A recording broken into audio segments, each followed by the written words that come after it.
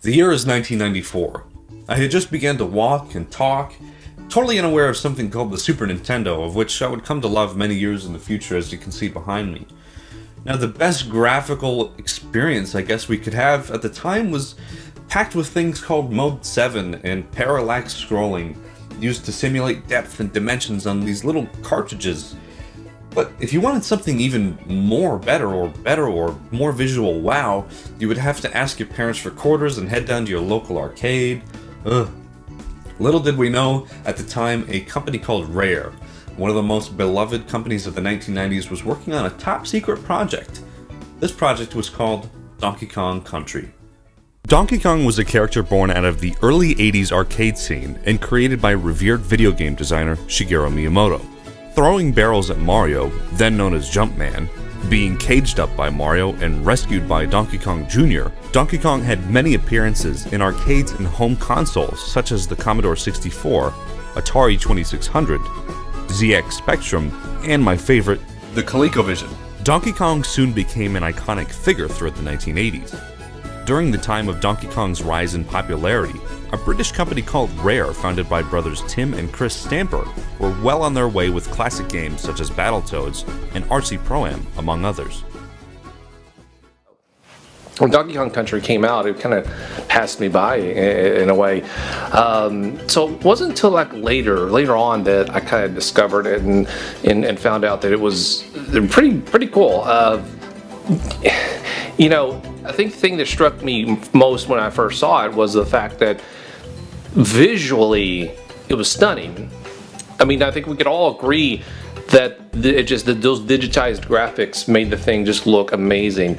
I remember seeing it and being like, holy crap, they're really starting to get really good with these graphics. And yeah, they just popped. There was just something about them that just popped and they just came off the screen. And it blew me away when I saw it. And when I ended up playing it, it was fun. It wasn't just all graphics. It was a good, it was a fun game to actually play. And so that's why it struck a nerve with everyone, and it remains, I think, probably on the top of a lot of people's list of favorite games of all time, because it had that it factor. Great graphics, great gameplay, and just overall fun challenge. And so that's why it remains probably one of the best games ever made in a lot of people's opinions. In the early 1990s, Rare invested in very expensive high-end silicon graphic workstations, which would allow them to make, well, you guessed it, better-looking games. This move made Rare the most technologically advanced developer in the United Kingdom. That situated them fairly highly internationally in terms of game developers, and eventually garnered the attention of Nintendo. Rare's progress with 3D graphical capabilities stood out to General Manager of Nintendo's Integrated Graphics Research Division, Genyo Takeda. This eventually led Nintendo to purchase a 49% stake in the company, turning Rare into a second-party developer for Nintendo. At this time, Rare began to market themselves under the trademark name Rareware and using the phrase Rare, designs on the future. The company was considered one of Nintendo's key developers and gained enough recognition that Nintendo offered them their catalog of characters to create a 3D CGI game, with access to any Nintendo character that the Stamper Brothers desired. Interestingly enough, they ended up picking Donkey Kong.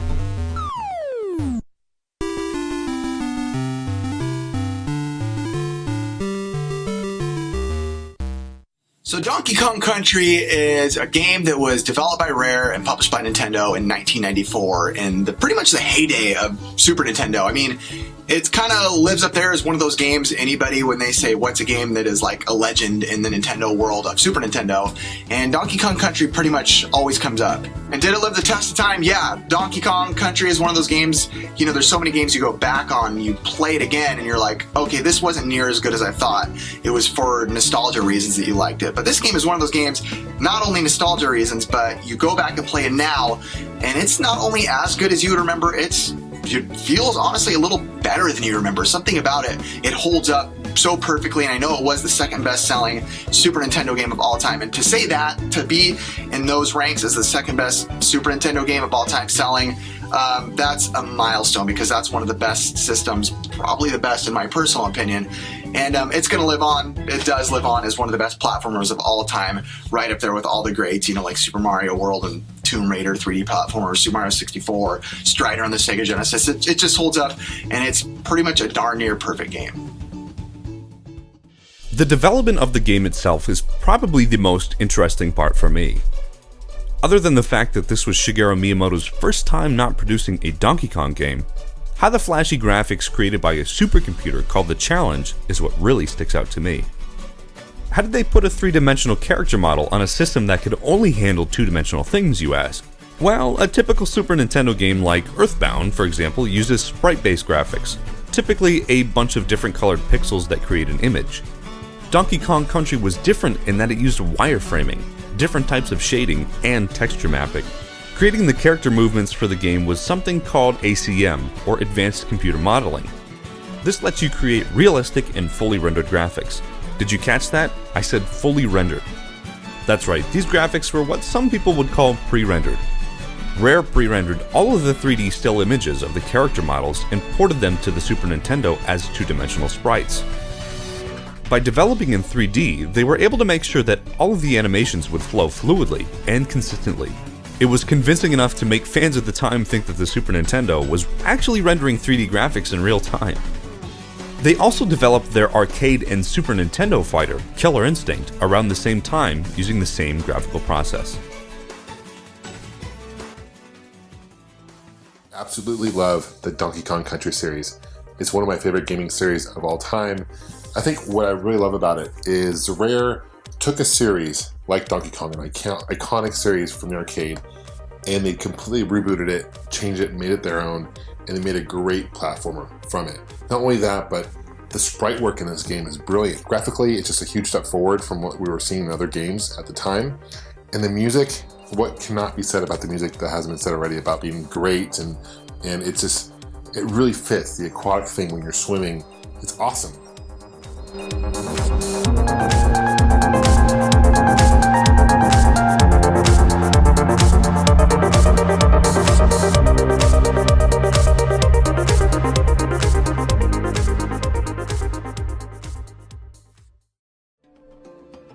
In a recent interview in issue number 4 of Retro Magazine, head programmer Chris Sutherland discussed the tricks to getting the graphics just right. He said, in those days, there were no tutorials, no documents on the internet that you could read over. You had to work out everything for yourself. He added his recollections on creating the light snowfall that gradually grew into a big blizzard into the snow region of the game. The first part was taking a single pre-rendered background screen and then cutting it up into squares, with the correct palette that could replicate that image on the Super Nintendo. The second stage was to find places where pieces of the image could be repeated elsewhere to save video memory while still remaining visually impressive overall. Sutherland also mentioned that his hope all along was for the game to reach as many people as possible, and that Tim Stamper's intent was that Donkey Kong Country should still look good even many years in the future. One of the benchmarks was Aladdin on the Sega Genesis. Greg Mayles, who was the lead game designer, said, "That game was highly thought of. It had animation created by Disney animators, and here we were realizing that we could do anything, make anything look fantastic in 3D. It was a simple process when you got the hang of it. It almost felt like cheating. We learned this stuff in just a few weeks, and suddenly we were able to make animations that looked better than anything that anybody else had done up to this point." As you can see, graphics were really a high priority for Rare, almost even higher than gameplay.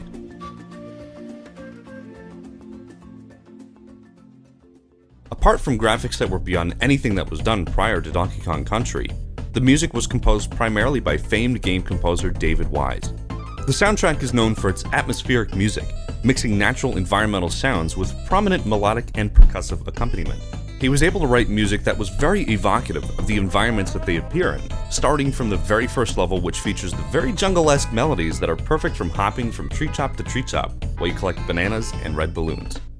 Don't forget about that classic aquatic ambience, which is held close to fans' hearts as a classic theme for deep-sea diving. David Wise has stated that he wanted the music produced by the Super Nintendo's SPC 700 chip for the game to sound similar to the Korg Wave Station synthesizer. Levels like aquatic ambience and the minecart stuff, it had like this perfect hollow feel, this empty feel, this alone feel, this mechanical feel, but at the same time, while giving you that, you know, that hollowness with almost nothing, it had that perfect reverb and warmth that the Super Nintendo was known for doing. Now that I've talked about the backbone of Donkey Kong Country in the graphics and the music, let's cut right to the meat and potatoes of the game with the story, the gameplay, and the controls. Donkey Kong and his nephew and new partner, Diddy Kong, have their hoard of bananas stolen from them by King K. Rool and the Kremlings. With no bananas, the Kongs set out on an adventure throughout Donkey Kong Island, collecting bananas on the island's vast regions, whilst defeating the Kremlings and other enemies that stand in their way. Aside from Diddy Kong, there are other Kongs that help you in your quest. Cranky Kong provides helpful hints, Candy Kong operates the island's save points, and Funky Kong offers his travel service to take you around the island. Aside from the Kongs, there are also really friendly animal buddies such as Rambi the Rhino, Espresso the Ostrich, On Guard the Swordfish, Winky the Frog, and Squawks the Parrot, all of whom have their each unique abilities. Me, I prefer the Swordfish just because those water levels can actually get pretty tricky. After progressing through all of the regions on Donkey Kong Island, including many tricky minecart levels, stop-and-go caves, snow-filled mountains, risky underwater diving, and super easy boss battles, you ultimately arrive at a pirate ship called Gangplank Galleon, where Donkey Kong's nemesis and the leader of the Kremlings, King K. Rool, awaits you. Once you defeat him, the Kongs restore their banana hoard to its former glory, filled to the top with those delicious bananas. After that, I'm sure it'd be hard to peel them from the Kongs' hands. When Donkey Kong Country came out, there was tons of platformers already in existence, you know. It had to compete with a lot of different, you know, games of that same nature that had been out, and I mean there were a dime a dozen, you know, at that point. And that just goes to show you how much, you know, that game had an impact, how great it was, because in a sea of all these platforming, these side-scrolling platforming games, it stood out as being one of the best. So I mean that in itself is an accomplishment. I mean, and you know, it's one of those games you just have fun playing it. I mean, who doesn't like to go into the barrels and just go choo choo choo choo choo choo choo choo choo. I mean, you just have a blast playing it. It's just one of those games. It has that it factor. On a conceptual level, Donkey Kong Country really doesn't break any rules. Walk to the right, jump on things, and collect tokens. Many levels in Donkey Kong Country were designed in such a way that you could jump seamlessly from enemy to enemy and barrel to barrel. Being able to give players the opportunity for such acrobatic maneuvers was a good feeling for Rare. The fluidity of the game really comes out when you play well. The only new thing here is the fact that you have two characters that you can switch between on the fly: strong, imposing Donkey Kong, and fast yet feeble Diddy Kong. The differences between them are fairly insubstantial, and they mostly function as a buffer to keep death one more step away. But what makes Donkey Kong Country dynamic is the way that it uses the familiar vernacular of the platforming genre to create something unique every step of the way. Each stage in Donkey Kong Country revolves around some sort of theme or gimmick which players are slowly introduced to near the beginning of the stage. Throughout the level, they must demonstrate some sort of expertise with said theme or gimmick to make the exit, whether it's being chased by a giant stone hamster or navigating a factory where the lights flicker on and off every few seconds. As you make your way through the game's world map and stages, you'll notice that everything is leading towards a sense of completion. Each stage in Donkey Kong Country has at least one bonus level, with the exception of the underwater stages. The discovery of all the bonus levels in a stage adds an exclamation point to the stage's title on the world map, and 1% completion towards your save file, which has an ultimate goal of 101%. Aside from a small sense of personal satisfaction and a slightly altered ending, there really isn't any incentive involved in attaining the coveted 101% complete save file. But this sense of completion would eventually become a staple of Rare's design ideology in later games. Since there was no internet promotion at the time, Nintendo gave out VHS promo tapes that were sent to Nintendo Power subscribers or could be found in a variety of video game stores. Donkey Kong Country Exposed was a 15-minute video showcasing the technology that went into creating the game, as well as a subpar commentary by a 90s-looking dude in a backwards cab. Viewers were urged to pre-order their copy as soon as they could, and were also shown a glimpse of Nintendo's next ACM game, Killer Instinct. Following an intense marketing campaign, Donkey Kong Country received very high critical praise and sold over 9 million copies worldwide, making it the second best-selling Super Nintendo game, behind Super Mario World, which has sold a staggering 20 million units. Donkey Kong Country was successful enough to garner 2 sequels, one in Donkey Kong Country 2, Diddy's Conquest. This game borrowed the same formula that made the first game work, but added a new character, Dixie Kong. Improved over its predecessor, Donkey Kong Country 2 was praised for having excellent graphics, plot, and characterization, and as a result, Donkey Kong Country 2 received much critical and commercial praise. Selling millions of copies worldwide on the Super Nintendo, it was the second best-selling game of 1995 and the 6th best-selling game on the platform overall. Some critics say that this is a better game than the first one in terms of gameplay and challenge. While it does have a greater variety of levels and maybe even a bit more challenge than the first, I still prefer the predecessor. And soon after came Donkey Kong Country 3, Dixie Kong's Double Trouble in 1996. This probably is the least popular of the series, as Diddy Kong and Donkey Kong are exempt from this game, leaving you just to control Dixie and the new Kiddy Kong on their quest to find the rest of the Kong gang. I personally find this game hard to like as it really strays far from the previous 2 in a way where I just didn't enjoy it. But this ended up being the 12th best-selling Super Nintendo game at 2.8 million units. Rare decided to port the first Donkey Kong Country to the Game Boy Color in 2000, the Game Boy Advance in 2003, and even to the Wii's Virtual Console in 2007.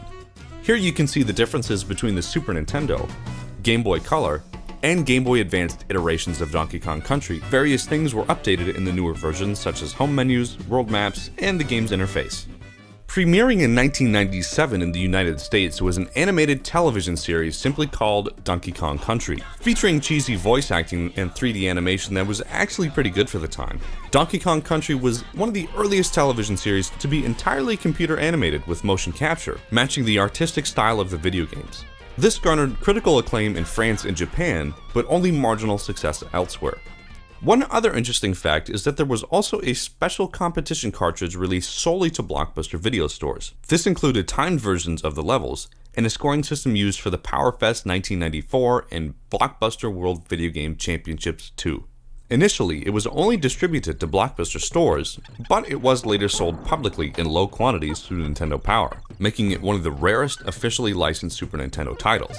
Not only that, it's also pretty expensive and hard to come by. After many years, the Donkey Kong Country series is finally making a comeback.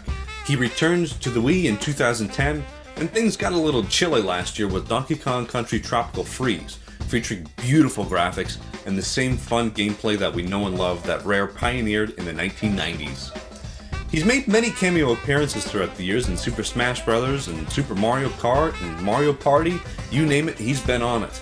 He's also set to be a star in Pixels, a movie coming out in 2015, which should be pretty interesting. And if you can't tell, this Kong is here to stay. Thanks for watching, guys. Hope you learned something, and I'll see you on the next video.